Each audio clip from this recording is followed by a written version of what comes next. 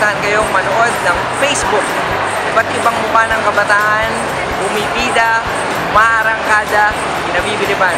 Dito lang yan sa Royal Cable TV 6. Baka